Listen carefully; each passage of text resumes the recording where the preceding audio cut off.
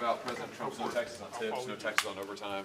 This is no taxes on health care. So any family, any individual would be able to deduct all of their out-of-pocket expenses for health care, including premiums. And you could start immediately. There's no minimum that you have to hit before you can start deducting. Allow everybody to do it. Every family, for a family of 4, you could see several $1,000s a year in savings. So tell us a little about the $25,000 number that would be in the... That's a cap, yeah. So that's just to make sure that people don't game the system.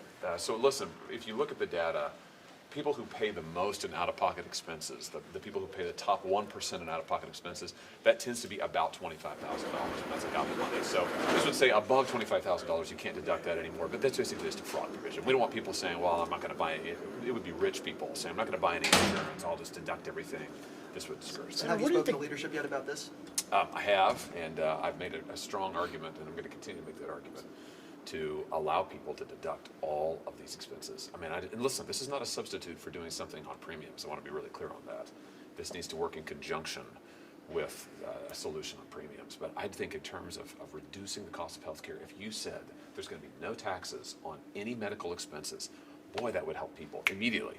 So what do you think just politically about the issue of affordability, especially what we saw in this Tennessee special and Democrats doing better in special elections this year so far? What message do you think voters are sending you guys? Well, I'll leave the politics to the people, but I know what the real world effect is, Mono. The real world effect is people can't afford their health care.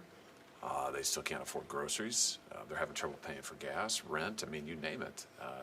Stuff for their kids, So we have got to help people be able to afford the necessities of life and just get by day to day. And there's no better place to start than healthcare. Nothing costs more than healthcare. And the price of it continues to go up and up and up. So let's cut taxes on healthcare. And let's start with working families. Let's do it immediately. Do you think your party gets that message? Well, we'll find out. The president gets it. I mean, this is why the president is saying, this is the whole filibuster conversation, Mono, is driven by this. It's President Trump saying, and I know because he said this to me, he's saying Congress needs to do more right now to help people, and he thinks the only way to do that is to get rid of the filibuster. Maybe he's right about that. But I think the bottom line, he realizes Congress needs to act. And we do. We need to act, and there's no better place to start than bringing down the cost of health care. He called for affordability a hoax yesterday, though. Well, listen, I think here's the bottom line. He's proposed and got in the law no taxes on tips, no taxes on overtime, child tax credit. Let's do no taxes on health care.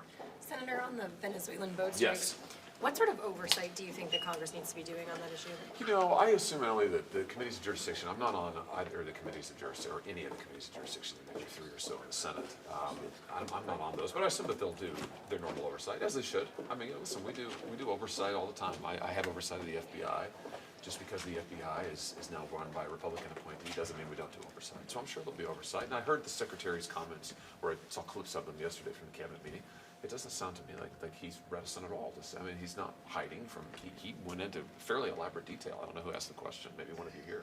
But he went into pretty elaborate detail about his role in this, what happened on the day. I assume he'd be happy to talk about that in public and oversight. But do you have concerns about what you're hearing about the second strike that might have killed these defenseless survivors? I don't know the details. I don't know what happened exactly. All I know is what I've heard bits and pieces of, and there's been conflicting press reports. I mean, one newspaper said one thing, 2 days later, a different newspaper says another thing. But this is why we have oversight.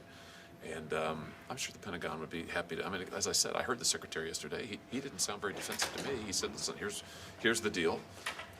I think some committees are getting briefed on it soon, but I think that oversight is appropriate here. You have full confidence in Hegseth right now? Yeah, I do.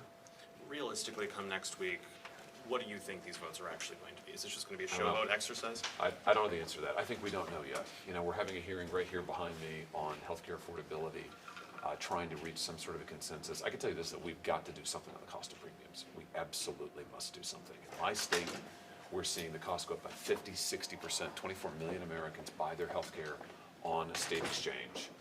We have to do something. To sit back and just say, oh, well, good luck. That will mean millions of Americans won't get health care coverage. They just won't be able to afford it. Can you kind of characterize the resistance in the Republican conference on arriving at a plan? The idea that there's been this consternation going back to 2009, and that's why people were even having this debate today. Well, that was a long time before me. I know, but that's still the root of the problem. And tell me what the conversations are like, and why people are resisting. Listen, I can only speak for myself, and I will just say I have been saying for months that we have got to reach some sort of a solution on premiums. I just heard Senator Cassidy, who's chairing this committee, say the exact same thing. So I think there are folks within the conference who realize that we have to do something to make sure that premiums don't go up by 50, 100, 200%. I mean, people can't afford them now. Here's the bottom line. Premiums are too expensive right now, let alone if they were to go up by 50, 60%. And that's happening in my state. If Democrats, will you if vote- Democrats want to put a clean extension on the floor of the ACA tax credits next week, will you support that? Well, I would hope that they would work with us to at least do some reforms. I mean, there's some common sense things like, let's have a minimum premium of $2, $3, $4, $5. You get rid of the fraud. You know, that would help a gob of people in terms of reducing the overall amount we're spending on this and help people get to yes. We should do some income caps. I mean, people who are very wealthy don't need to be getting these subsidies. But I would think those kinds of things. I mean, that seems pretty common But sense. it sounds like they're doing a straight extension, so would you be a yes or Yeah, no? well, I hope it doesn't come to that, Manu. I mean, I'm afraid if that happens, then what we'll see are just competing failed votes. I mean, this I can't remember who asked the question.